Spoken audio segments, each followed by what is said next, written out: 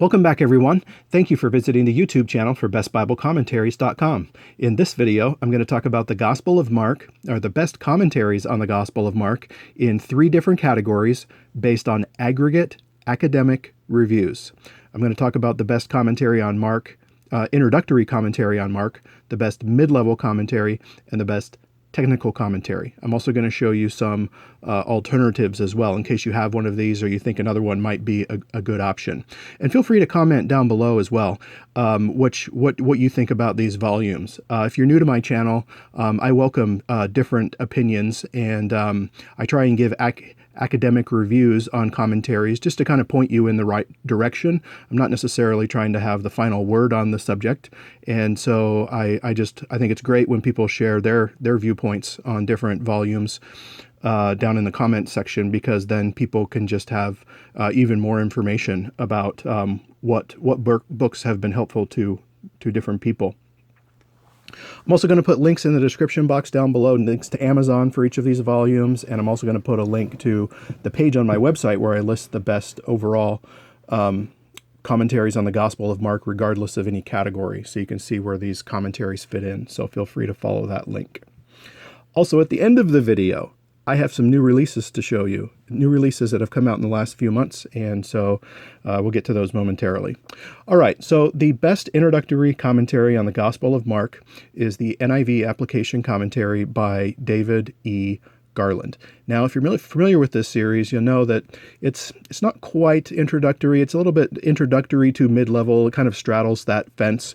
But the series focuses on application of the text rather than recent biblical scholarship or the original language of the text. And so that's why it's a little bit, it's partly introductory, I would say, and partly mid-level. For our purposes, I'm going to put it in the introductory category. If you're not familiar with this commentary series, it's one of the most popular series out there today. And every passage of Scripture is divided into 3 different sections. There's original meaning, bridging context, and contemporary significance. So here's an example of bridging context from Mark chapter 6. Garland, if you're not familiar with him, taught at Baylor University, and the commentary is well reviewed for his explanations of the text that are easy to understand, as well as his application of the text.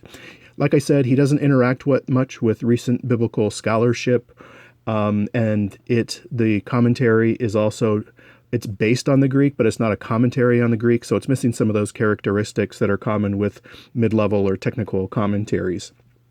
But this volume is considered, so this is a very, very popular commentary series. I think it's probably the most popular commentary series available today. And this volume is considered one of the best in the NIVAC series, the NIV Application Commentary series. So you can consider that one. Great for ministry purposes, great for preaching and teaching in a local church context. I want to show you a couple other alternatives for the introductory, best introductory commentary on Mark. I'm going to include this big one here. The reason why, I would call this more of a mid-level series, but I'm going to say that Mark is more introductory, because if you're not familiar with this series or this volume, so this is a pretty big volume, but most of this volume is the book of Matthew by D.A. Carson. And in the revised edition, Mark Strauss writes the Mark section, and it's only about 300 pages. So 300-page commentary that isn't on the Greek or isn't on recent biblical scholarship, I would categorize as introductory. Doesn't mean superficial, but it just means it's more introductory, 300 pages.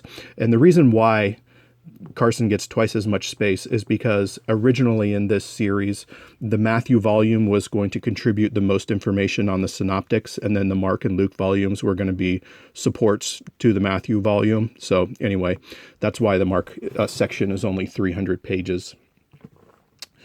One other alternative that I wanted to show you is the Mark volume in the TNTC series, the Tyndale New Testament Commentary series by Eckhard Schnabel. And this one's just came out just a few years, 2017. So it's been out for a few years now, but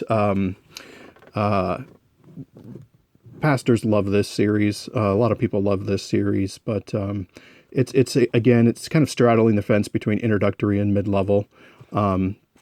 probably, because this is a paperback, this is going to be the least expensive option out of the 3 intro commentaries on Mark that I've shown you. So there's that for your consideration. All right, the next one, the best mid-level commentary on Mark, is from the NICNT series by William Lane. It's 652 pages, and it was published in 1974, but it still receives rave reviews from those who use it. In the academic journal Bibliotheca Sacra from the Dallas Theological Seminary, Harold Hoehner, who some of you might be familiar with his name, he's a commentator as well. Harold Hoehner calls this the best English commentary on Mark today, and it's a standard for years to come.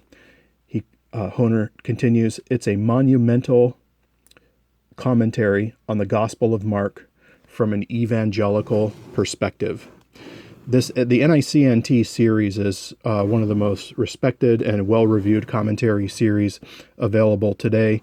I consider it a top 10 commentary series. If you want to see a link to the top 50 commentary series, look in the description box down below. You can find that on my website, but this is a top 10 series.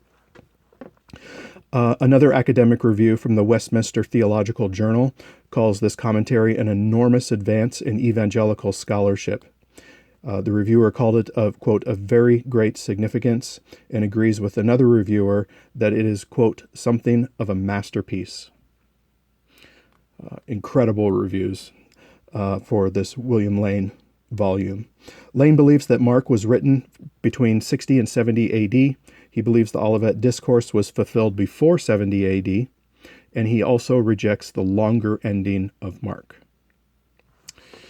An alternative, if you have this volume or you're just interested in something else, James Edwards' Mark volume in the Pillar New Testament Commentary series, this is the series that's edited by D.A. Carson, is also extremely well reviewed. So the Lane volume has such excellent reviews. You can kind of miss some of the other Mark volumes that have excellent reviews as well. And this is extraordinarily well reviewed volume on the Gospel of Mark. If I had to pick one just based on academic aggregate reviews, it would be Lane. But I can personally tell you that this Edwards volume is incredible as well. All right, the best technical commentary on the Gospel of Mark, before I show you some new releases in Bible Commentaries, is in the NIGTC series, the New International Greek Testament Commentary series by R.T. France. Some of you might be familiar with him. He's a very well-reviewed Bible commentator, and this is one of his best-reviewed volumes.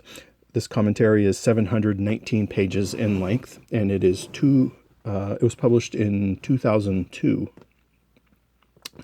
So this is a technical commentary. Unlike the NIV application commentary, for example, you're not going to find sections on applying the text to life today. So the target audience is more scholars than pastors, but there's pastors who appreciate technical commentaries when they're doing their sermon or teaching preparation. So a couple of reviews here. One from the Trinity Seminary Review.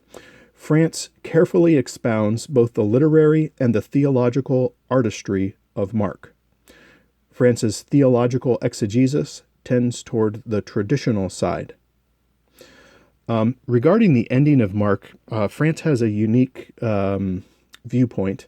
He doesn't know if Mark was finished or if the original ending, he doesn't know if Mark was never finished or if the original ending was lost, but he believes that Mark didn't intend to end his gospel with chapter 16, verse 8. So, interesting perspective, interesting argument.